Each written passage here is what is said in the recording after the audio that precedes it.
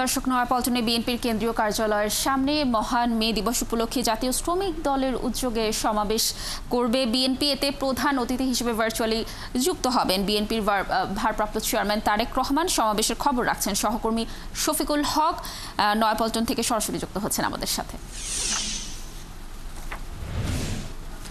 শফিকুল, সমাবেশ ঘিরে নেতাকর্মীদের উপস্থিতি কেমন দেখছেন? কেন্দ্রীয় নেতারা কি সমাবেশে যোগ দিয়েছেন কিনা, ইতোমধ্যে কি তথ্য রয়েছে আপনার কাছে সর্বশেষ জানাবেন। কেন্দ্রীয় নেতারা এখনো পর্যন্ত মঞ্চে আসন গ্রহণ করেননি, কারণ আপনাকে জানিয়ে রাখি অল্প কিছুক্ষণ আগেই আসলে বৃষ্টির কারণে কিছুটা ছন্দ পতন হয়েছে এই সমাবেশে। তবে নেতাকর্মীদের যে উৎসাহ উদ্দীপনা আমরা দেখতে পাচ্ছি, সেই বৃষ্টিতে আসলে খুব একটা সমাবেশের ব্যত্যয় এখানে হবে না। খুব অল্প কিছু সময়ের মধ্যেই নেতাকর্মীরা, কেন্দ্রীয় যে নেতৃবৃন্দ রয়েছেন, তারা মঞ্চে এসে আসন গ্রহণ করবেন এবং বেলা 2টায় আনুষ্ঠানিকভাবে এই সমাবেশ শুরু হওয়ার কথা রয়েছে।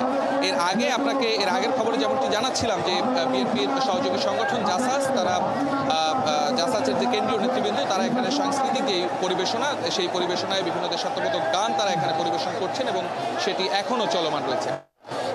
আপনাকে বলে রাখি যে মে দিবস দিচ্ছে ডাক, বৈষম্য নিপাত যাক, এমন স্লোগান নিয়ে আজকে বিএনপির এই শ্রমিক দিবসে যেই মে দিবসের যেই সমাবেশের আয়োজন করেছে, সেই সমাবেশটি তারা সফল করতে চান এবং তারা কিছু দাবি দেওয়া এই সমাবেশ থেকে রাখবেন। তার মধ্যে অন্যতম দাবি যে অতি দ্রুত সময়ে তারা নির্বাচনের একটি দাবি এখান থেকে রাখবেন। পাশাপাশি শ্রমিকদের যে ন্যায্য অধিকার, সেই অধিকার যেন প্রতিষ্ঠিত হয়, সেই দাবি দেওয়াও এই সমাবেশ থেকে তুলে ধরা হবে। এবং এখানে যে শ্রমিক নেতৃবৃন্দ এখানে যারা এসে উপস্থিত হয়েছেন বিভিন্ন জায়গা থেকে, তাদের সাথে আমাদের কথা হয়েছে।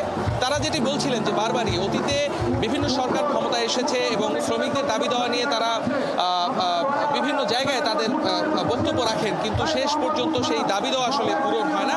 তবে এই আজকের সমাবেশে অংশ নেওয়া শ্রমিকরা খুব জোরালোভাবে বলছেন যে সামনে যদি বিএনপি ক্ষমতায় আসে, রাষ্ট্র ক্ষমতায় আসে, অথবা যে সরকারি ক্ষমতায় আসুক, তারা জনগণের সামনে যে প্রতিশ্রুতিগুলো রাখেন যে শ্রমিকদের ন্যায্য অধিকার প্রতিষ্ঠার জন্য, শ্রমিকদের দাবি দেওয়া আদায়ের জন্য, সেই দাবি দেওয়াগুলো যেন পূরণ হয়, সেই বিষয়গুলো ঘুরে ফিরে আসলে এই আজকের যে শ্রমিক যারা এখানে এই সমাবেশে অংশ নিয়েছেন তাদের বক্তব্যে আমরা পেয়েছি। এর বাইরে যদি বলে রাখি আপনাকে, তারেক রহমান এই আজকের সমাবেশের প্রধান অতিথি, তিনি ভার্চুয়ালি যুক্ত হয়ে এখানে বক্তব্য রাখবেন। তার আগে বক্তব্য রাখবেন বিএনপির মহাসচিব মির্জা ফখরুল ইসলাম আলমগীর সহ কেন্দ্রীয় নেতৃবৃন্দ এখানে বক্তব্য রাখবেন এবং শ্রমিক যারা এখানে অংশ নিয়েছেন তারা প্রত্যাশা করছেন যে তারেক রহমানের কাছ থেকে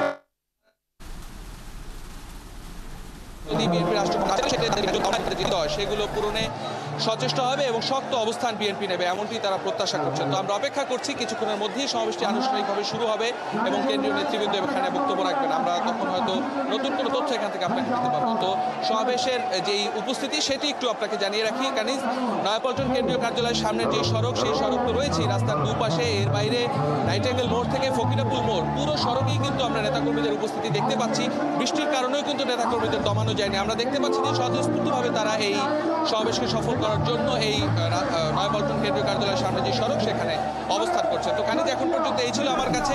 সমাবেশ মূল আনুষ্ঠানিকতা শুরু হওয়ার পরে হয়তো নতুন কোনো তথ্য আপনাকে এখান থেকে দেওয়া যাবে। কানিজ। শফিকুল, ধন্যবাদ।